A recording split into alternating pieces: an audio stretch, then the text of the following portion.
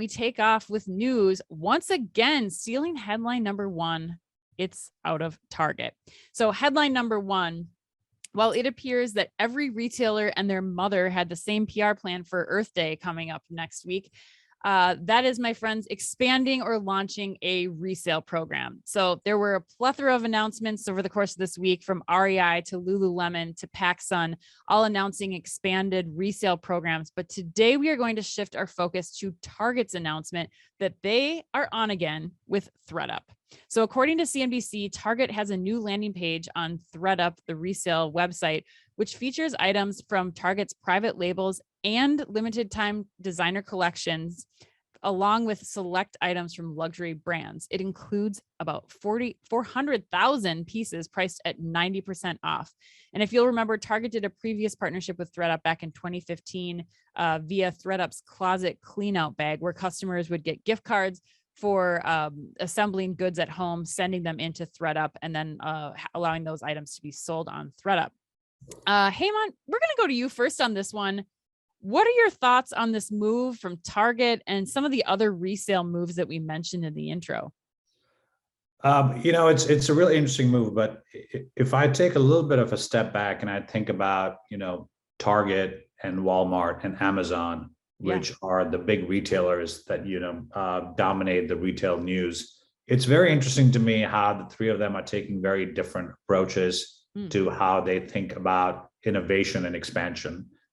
Where I think Walmart's definitely been much more active in just acquiring assets when they see moves. I think Amazon is definitely building on their own.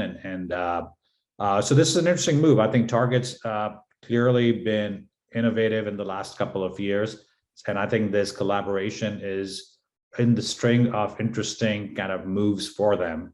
And I think thredUP plays in this very interesting intersection of two parts of retail that have really grown a lot over the last few years. So when you think about off-price and the idea of shared assets enabled by technology, think Uber, think about Airbnb, things like that. This is right in the intersection. So I think the idea itself is explosive and it's great. And I'm not surprised that instead of trying to do something on their own, Target's going to someone who is kind of a specialist and has figured out how to do this.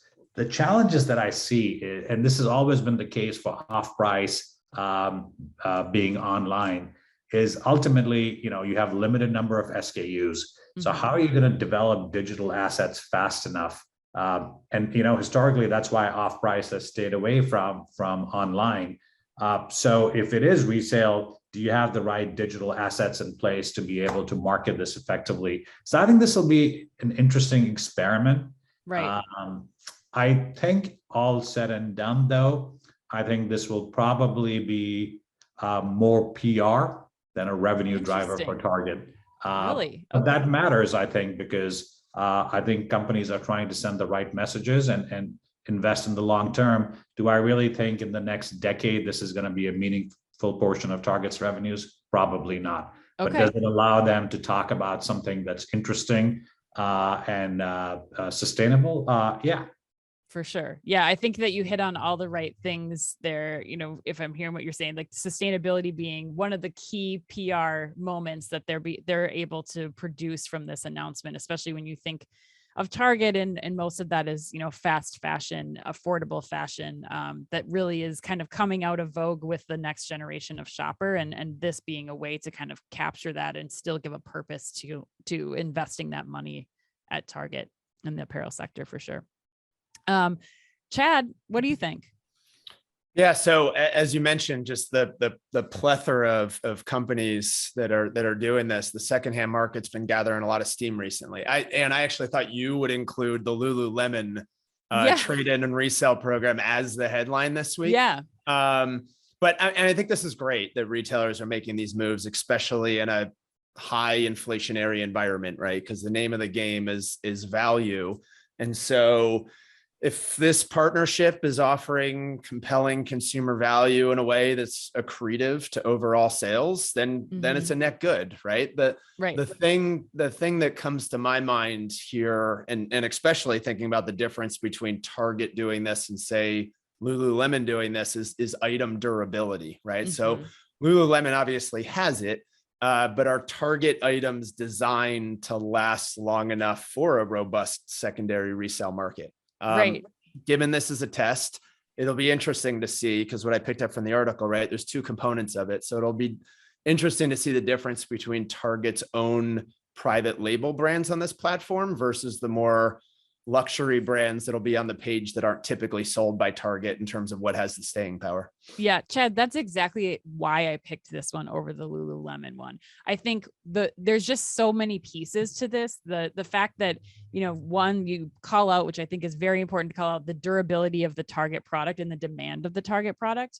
And also, I think, bringing in Target curating on a third party reselling website is a very interesting position for Target to take. They're not, that's not something typically that we're seeing from any of the other retailers who are playing in this resale space, where they're not only putting their products on, but they're saying this is the Target collection of items, a mix and match of own brands and luxury items. And I think that's what I think is unique about this particular story and Target stealing the headline. Now, I think what's becoming abundantly clear to me, though, with this goes back to what you were saying, Hemant, and that's that there is no wrong way to do resale right now. I think every retailer should be looking at all of the options available right now. There are a lot of technology companies that are out there that are willing to help you solve the issue of trying to resell single individual SKUs. And there's something for every type of customer too. I mean, the Lululemon example came out at, I read that at first and was like, $5. Lululemon is paying you $5 to bring in a $78 t-shirt and trade that in. That's the margin that they're making on that is extraordinary.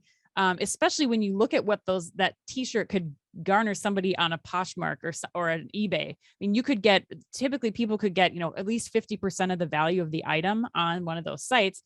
But then I thought about it more and it's like, no, you have some people who are going to just want to bring in their bag of Lululemon and just shove it off there. And even if they only get $50 from it, it still is simpler than them having to go through the motions of creating and developing and monitoring stuff on Poshmark. So just curious, I see you both kind of nodding your heads. Are you guys in on, would you advise apparel clients right now to be considering this? Hemant, maybe go to you for the last word here. Well, I would say, first of all, if you haven't seen, there's a TV show called Patriot Acts by Hassan Minaj. He did a really interesting episode on fast fashion. If you haven't seen it, I encourage you to go see it, because he talks a lot about how so much of fast fashion is ending up in landfills in other countries. So number one, the reason I would always ask clients to think about this, or at least my clients to think about it, is because you're fundamentally doing something good for the world. Right. And if not anything else, there is value in that, being a good corporate citizen. Do I believe this is going to create a fundamental change in business trajectory right now for a company? I don't think so. I think that's several years out, but it's the right thing to do. And it's the right thing to do because, like both of you said, this is a trend that's only going to continue to grow. So by doing your testing now, trying different things, when this thing becomes bigger, you know how to do it. So that's why I think it's important to go after it now. But I will personally not be shopping in this market anytime soon. Oh, you got to give it a try, Hemant. I got to tell you, it's been great. After you, Ann, you let me know how it goes. Oh, I've been doing it for the last couple of years and I'm surprised. I've converted. I would say the majority of my shopping right now is done through resale sites. Oh, wow. I couldn't have said that, a couple of years ago, but I'm pretty surprised. And I'm leading more with value, I would say, than the sustainability angle. It's more like, oh, I can get this really nice, well-constructed piece that, I wouldn't be able to buy at full retail, but it's still in great condition. And to your point earlier, there's technology and there are ways that shopping this has become easier because it's something I can quickly see online and the condition is verified and authenticated. So what's your favorite go-to site? Well, I would say like Poshmark has been a pretty popular one for me. The Real also. But there, I mean, I think there's a lot of, and even on Instagram, like just buying stuff via Noisoff is another Instagram. It started on Instagram and it was just one post a day of a cool item that you can, buy resale. And you just pay via Venmo. I mean, it was like very, very simple. But then that in combination with some of the upscale consignment, you can find some pretty remarkable items in there, I have to say.